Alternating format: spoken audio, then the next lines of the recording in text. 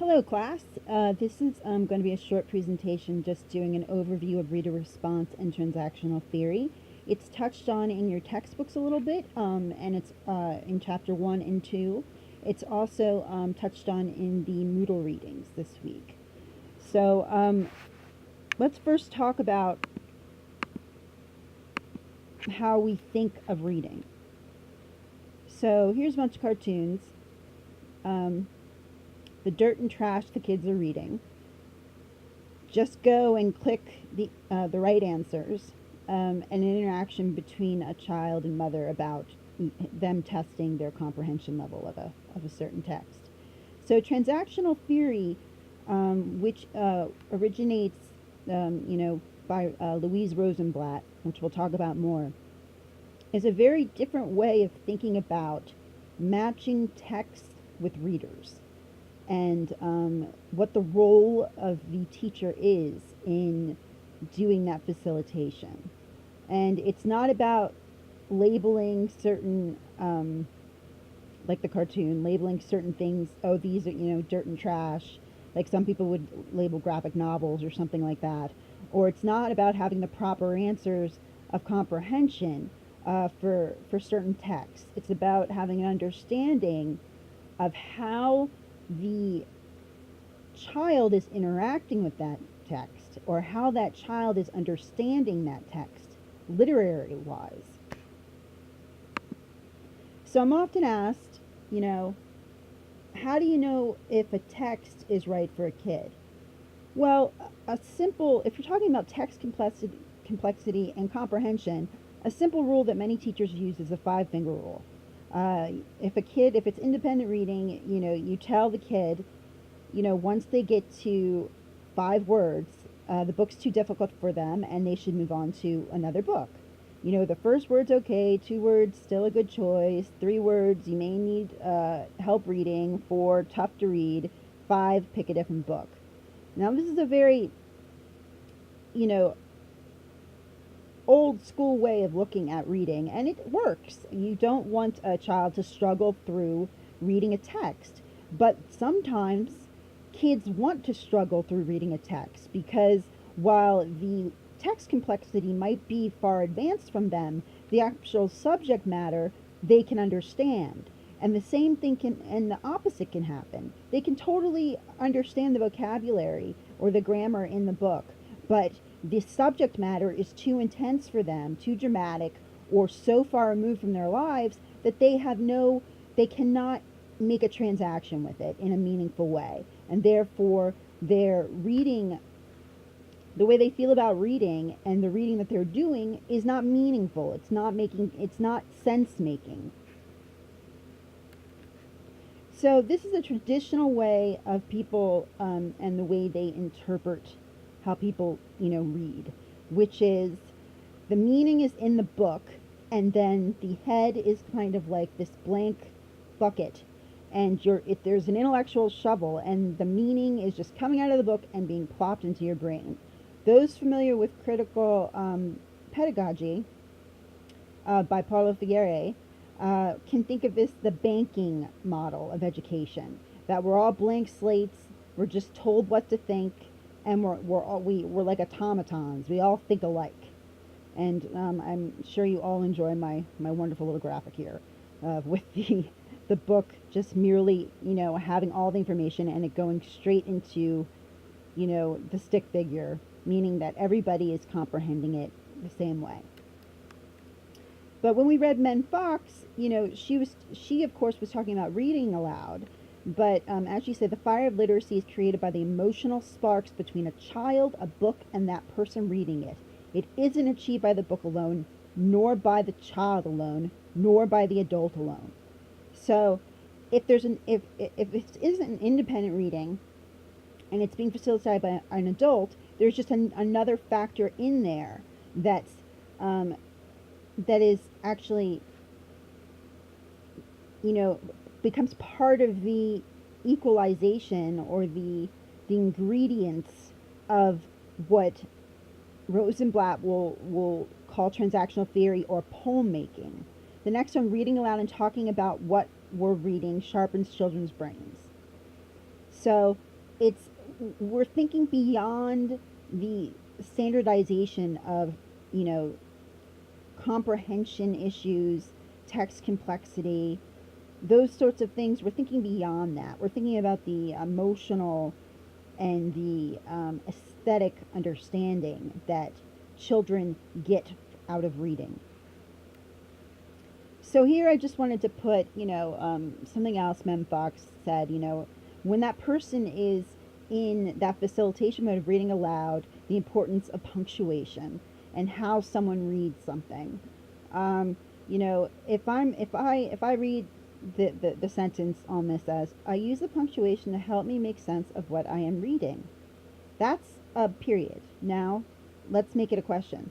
I use the punctuation to help me make sense of what I'm reading. You're making it into a question mark. Or, I use the punctuation to help me make sense of what I'm reading! Exclamation point. So even when there is a lack of vocabulary knowledge, merely how you're saying something, the context of it, can totally help children be able to decode the meaning of what you're saying, or what you're trying to convey to them or translate to them through the text. So reader response, a transactional view. Louise Rosenblatt. Meaning does not reside in the text alone, waiting for a reader to unearth it, but rather is created in the transaction that occurs between text and reader. So here's the reader, there's the meaning, and wow, something is happening here. So it's between the two. The reader, has his prior knowledge and is reading the text through the eyes of what he already knows. So it's his own personal meaning, its own personal relationship that they are making with the text. So transactional theory, a mutually shaping exchange between reader and text. Both are charged in reading. Transactional theory proposes that the relationship between reader and text is much like that between the river and its banks, each working its effects upon the other, each contributing to the shape of a poem. The reader. The reader brings their version of the world to the reading experience, their literacy skills, their lived experiences, their educational experiences, whatever they're going through that day, their routine of their life. They're bringing all of that to the reading experience. The text, it's simply ink and paper until a reader reads it. It simply marks on a piece of paper until the reader makes it come alive in their heads and through their imagination. The poem.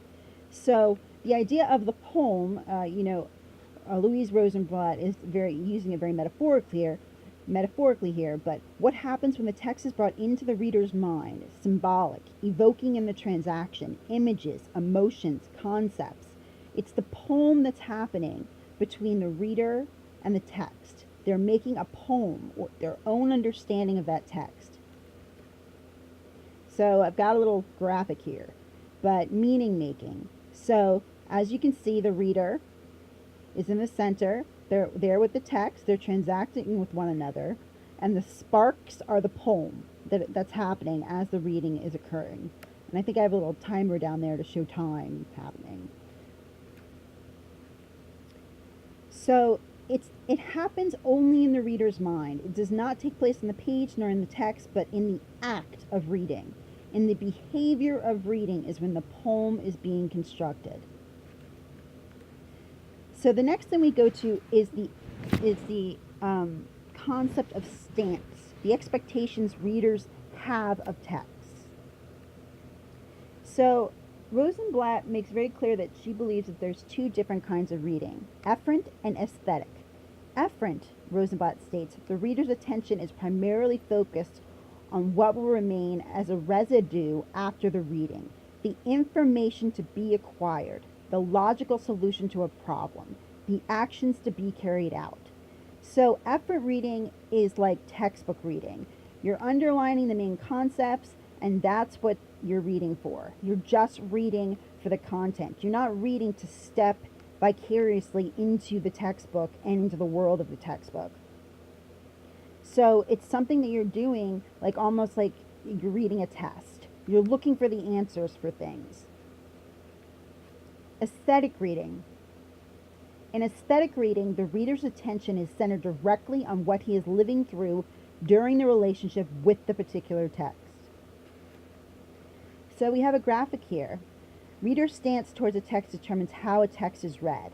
So the two stances, efferent, point-driven, reading for information, knowledge to use in the real world, and aesthetic, enjoyment, horizon of possibilities, reading for the virtual experience, living through the text, enabling contemplation of life, beliefs, and values. And the thing is, stances are on a continuum. And it's also difficult to label, books, oh, this is going to be efferent reading or this is going to be aesthetic reading, because each individual is different and each individual is going to read a text differently. So they're going to fall somewhere on this continuum depending on matching the reader with the text.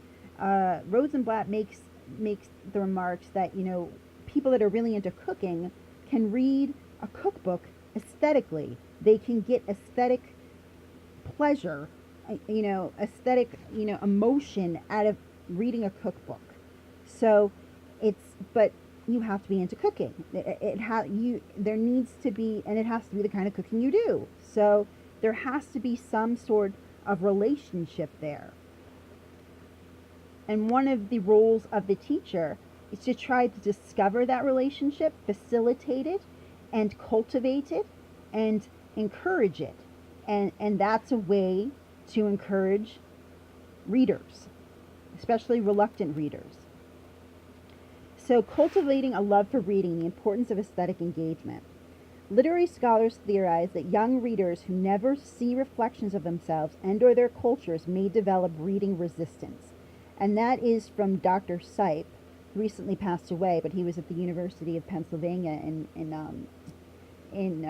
Philadelphia, and a big children's literature guy, and very much believed in the idea that children's identities need to be legitimized for them to enjoy reading. If you keep reading books where you can't see yourself, you're going to think that that's not part of the world you're supposed to be in. Galden notes, we enjoy reading books in which we can see ourselves. When children cannot identify with the events of characters of a book, she elaborates, they may find it difficult to become fully immersed in its secondary world. The idea of secondary world actually comes from Tolkien. Yes, the man who wrote Lord of the Rings.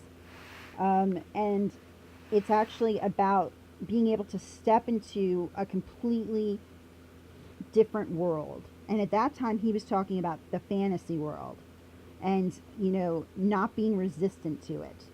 So Bennett, who was a reading specialist, a literary specialist, took that and made it work with the idea of engagement and reading engagement. Children are capable, of course, of literary belief when the story maker's art is good enough to produce it. What really happens is that the story maker provides a successful sub-creator. He makes a secondary world which your mind can enter. Inside it, what he relates is true. It accords with the laws of the world. You therefore believe it while you are inside of it. And what Tolkien says is there needs to be a suspension of disbelief. You need to be able to suspend the reality that you are currently in and enter that book. The distractions of your reality need to fall behind you so you can enter forward into the narrative of a book. So with transactional theory, and many people have different ways of showing this. I'm showing it as a kind of diagram model here. But there's the reader, the text, and then sociocultural context also comes into play. Sociocultural context can mean many different things. It can mean what school they're attending, where they're reading, where their favorite reading spot is. Are they reading on the computer? What their cultural background is, what the culture of the school is. So, and we already went over reader, and we already went over text, and within the center is where the meaning making happens. So implications for literacy instruction. Teachers may not lead classes along to preordained conclusions. This is the disagreement that many people have with scripted curriculum. When their scripted curriculum, they have a branching tree-like model where they have pre-made questions, and they're closed response questions. There are only right answers, and unless you get that right answer, you can't move forward with the next question. Um, tra- Transactional theory is more about open answers and open conclusions. So the next point is primary responses are considered, examined by themselves and others. A person's response to a particular novel cannot be wrong. Their interpretation cannot be wrong. It's just different. And all they need to do is to justify or find evidence within the novel to justify their conclusions. It doesn't need to align with what the author intended. The author's intentions completely don't matter in this model of understanding. The classroom atmosphere is cooperative. Everybody is to be respectful of other people's interpretations. There is no wrong, there is no right.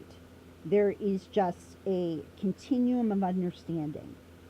The conception of literary knowledge is expanded. Who owns knowledge? No one owns knowledge. The point is, what is legitimate knowledge? And a lot of the time, in old school models, certain knowledge is legitimized while other knowledge is marginalized. So the responses that certain children have to books, when they're put in this is the correct category, or this is not the correct category, this is not what I wanted, that's delegitimizing somebody's understanding. It's saying there's only this kind of knowledge, and I'm the person that is going to dictate that, or the book or the curricula is going to dictate what's legitimate knowledge and what's not. And of course, there's various things about culturally relevant pedagogy and funds of knowledge in terms of what the kids bring in the classroom, and that's where this kind of conception comes along. So so we're moving on. So to make things a little bit more complicated, transactional theory, some people have an issue with it because they don't believe it acknowledges enough the idea that there's an ideology going on, that the reader is carrying baggage with them, they have a lens, and when they look through that lens, they're seeing that text in a particular light, in a particular ideology. Now, this could be, from multiple perspectives. And we're going to look at it more, actually, when we get to folklore and we do the Paul Bunyan activity. But if you have a certain affiliation, or if you're the debates are going on. If you're a Republican and you're watching the debates, you're looking at it through the lens of being a supportive of Trump and wanting him to win the election. So you might look at the debates and be like, Trump is winning, Hillary isn't. Hillary is useless or whatever. Or if you're a Democrat, you look at through the lens of being a Democrat and being supportive of Hillary and saying, Hillary's definitely going to win. Trump, there's no way. And that's the way that, it can skew vision, is that you can't forget the affiliations that people have. It's not just their personal knowledge or their personal stakes in life. It's that people are reared, or people, are indoctrinated into certain ideologies, whether it be political or religious or policy, anything. But they're carrying along that baggage with them, so that's going to skew their vision of whatever they're reading. And, this is going to be looked at in terms of the affiliatory categories or the memberships that this person might have. For instance, if a feminist reads Cinderella, that's going to be completely different than somebody who's not familiar with feminism and reading, watching Cinderella. Feminist is going to say, Cinderella is a tale that, shows the weakness of women and how the man is always saving the woman. And, someone not familiar with that is just like, it's a fairy tale. The man happens to save the woman. It's not, making a statement about society. But of course, people that have ideologies, of course, are going to say, no, this is making a larger symbolic connotation about society. And it's something that, we need to speak about, we need to deconstruct. And we'll talk about this a lot more in class. So again, this is just a different way of looking at ideology. Different colored lenses allow them to see the same thing in different ways. Each time they looked through a different lens, they saw something new. So in terms of ideology, it can also be associated with postmodernism, modernism, historicism, all of the isms out there. When you look through a particular lens, you're looking at certain things. If you're looking through the lens of historiography, you might be interested in what the author did intend, and especially if it's, especially if that's what you're doing, an author study or something. You're going to look into the author's biographical information, how he put his biographical information is reflected in the text. Or if you're looking at through a more new criticism way, which is another movement, you're just looking at the text itself. It's only what matters is doing, a text analysis, very close text analysis, and you have to come up with evidence within the text to support all of your interpretations, nothing outside the text, not your experiences, not the world's experience, nothing in there. If it's not in the text, then it doesn't matter. So there are many different ways to look at a text. It can be ideologically based, it can be movement based, but the point is that the most important thing to remember is the text itself does not have meaning. It's almost like if one of those philosophical things, if a tree falls in the forest and no one hears it, does it really fall? It's very philosophical, and it's something to think about. If no one ever reads a book, does that book exist? Because to make meaning of that book, for that book to be alive in our culture, people need to read it, or it just sits there on a shelf gathering dust and nobody will ever know about it. So this is just an introduction to a lot of these terms, and they're used in the textbook here and there, but it's some of the things that you'll be introduced to, probably later in your career as teachers or as pre-service teachers in your literacy classes.